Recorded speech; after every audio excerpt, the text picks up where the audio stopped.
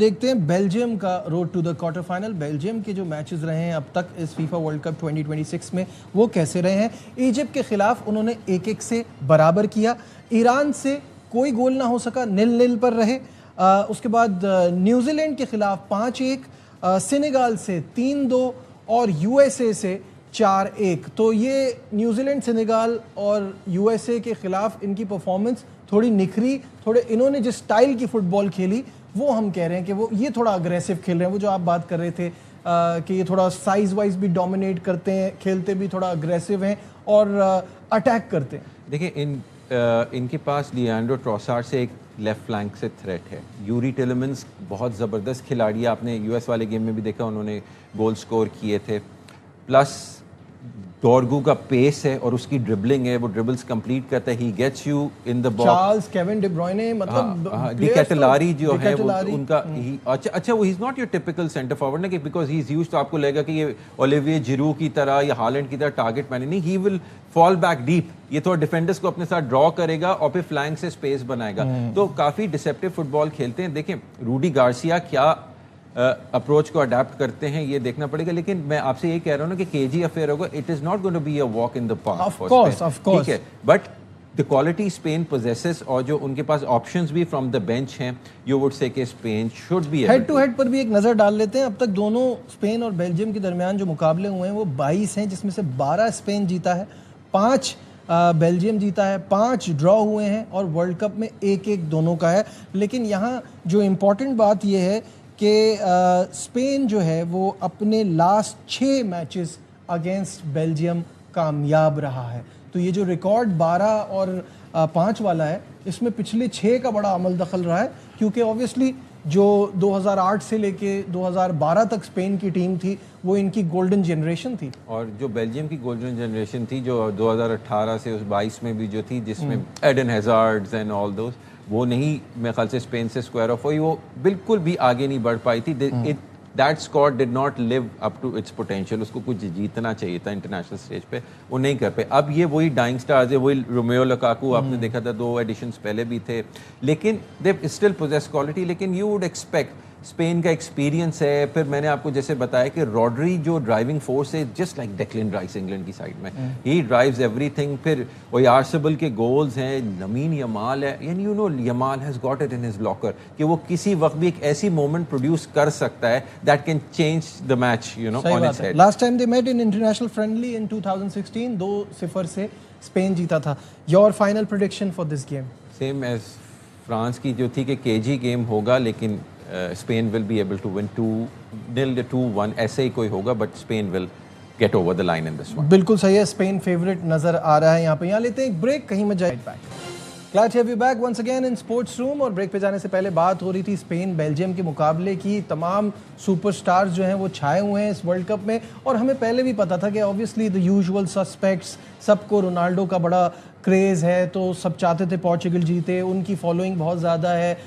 फिर मेसी की फॉलोइंग है, एम्बापे का नाम है, यमाल है, मो सलाह हैं, सबकी बात होती थी।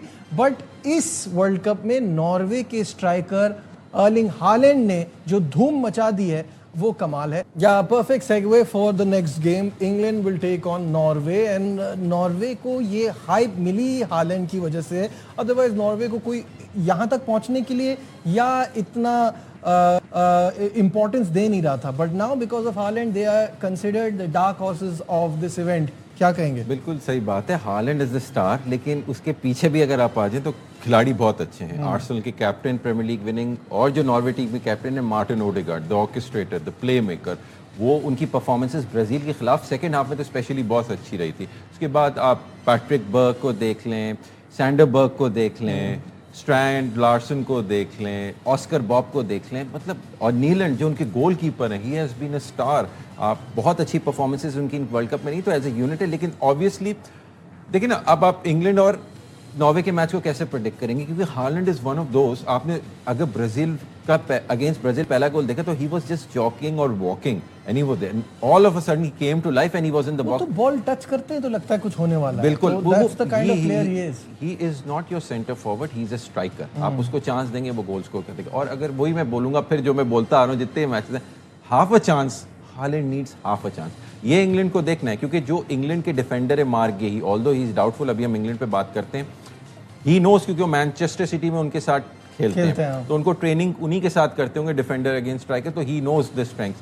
मार्टिन ओडेगार्ड भी, आर्सेनल के Declan Rice, Noni Madueke, Eberechi Eze, ये सारे आपस में, बकायो साका, तो these teams know very well कि ये क्या है, क्योंकि सारे प्लेयर्स आपस में एक दूसरे के साथ प्रीमियर लीग क्या नॉर्वे अपना विनिंग फार्मूला कैरी ऑन करेगा आफ्टर द बिग विक्ट्री, या कुछ चेंजेस एक्सपेक्ट कर रहे हैं? देखिए, इस वक्त थॉमस टूकल और इंग्लैंड के पास सबसे बड़ा मसला डिफेंसिव है। एक तो हमने देखा कि जेरल्ड कौनसा रेड कार्ड हो गए थे, वैसे ही राइट बैक पे उनके रीस जेम्स की वजह से जो है इंजरी प्रॉब्लम्स हैं। ठीक है, ये जेट स्पेंस को लेके आएंगे। जेट स्पेंस अच्छा प्लेयर है, लेकिन रीस जेम्स की क्वालिटी का नहीं है।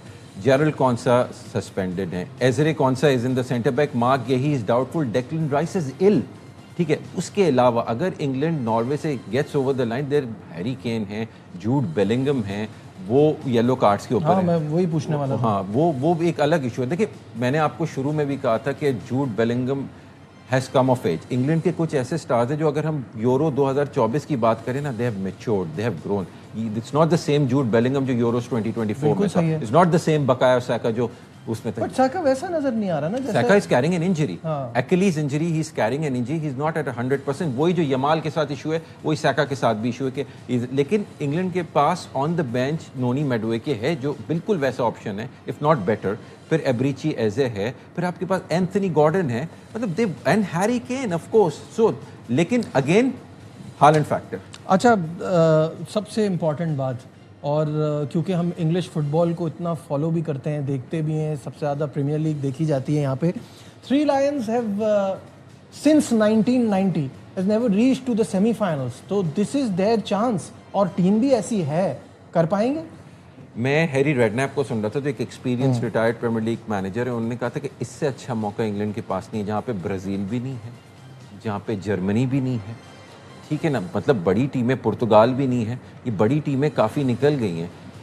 और अगर इंग्लैंड को अब अर्जेंटीना, यू वुड फील कि शायद स्विट्ज़रलैंड से वो जीत जाए, तो निगोशिएट करना पड़ेगा, and they are in the final for the first time in a long time. So ये देखना, देखिए इंग्लैंड के साथ अपने एटीट्यूड, इनकी बैड लक, इनकी गोल्डन जनरेशन आपने 1998 में देखा against Argentina, Diego Simeone, David Beckham sent off leading position से। उसके बाद 2002 के वर्ल्ड कप में ब्राज़ील ने इनको क्वार्टर फाइनल से बाहर किया, फिर 2006 का वर्ल्ड कप। तो ये सब बुला के इनको पहले, मुझे लगता है one step at a time, पहले नॉर्वे से जीतें और फिर आगे का बाद में देखेंगे। बट एक और चीज़ है अली, जो देखने वाले को भी बताना चाहूँगा, कि चाल से कोई टीम फीफा वर्ल्ड कप के टाइटल का दिफा नहीं कर पाई है, और जिस तरह सपोर्ट भी मिल रही है, अर्जेंटीना के पास वो मौका है। अली, आखिरी सवाल, क्या अर्जेंटीना कर सकती है, इतनी कैपेबिलिटी है कि अपने एजाज़ का दिफा कर पाए?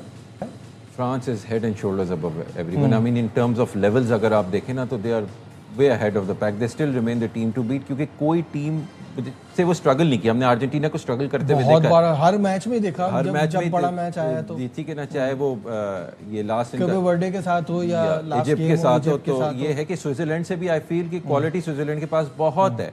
Embolo is in good form, Granit Xhaka is in good form, and nobody was expecting. Even I wouldn't have predicted कि वो कोलंबिया को हरा पाते। फ्रांस को आपने कहीं स्ट्रगल करते हुए नहीं देखा। और अभी हम बात करते हैं, स्पेन ने तो एक गोल तक नहीं खाया। तो इन टीमों को देखते हुए मुश्किल लग रहा है अर्जेंटीना के लिए। मुझे लग रहा है कि ये इंग्लैंड, अगर ये स्विट्जरलैंड का हर्डल क्रॉस भी कर लेते हैं, I don't think so they will be able to cross the English hurdle, क्योंकि इंग्लैंड जो है वो अगर नॉर्वे को हरा देती तो अर्जेंटीना को हराना उसके लिए मसला नहीं होगा। ठीक है, बहुत बहुत शुक्रिया अली तैयब हमारे साथ थे। क्वार्टर फाइनल पे हमारा एनालिसिस। उम्मीद करता हूँ प्रोग्राम आपको पसंद आया होगा। दीजिए अपने मेज़बान नजीबुल हसैन को इजाज़त। अपना बहुत ख्याल रखिए। अल्लाह।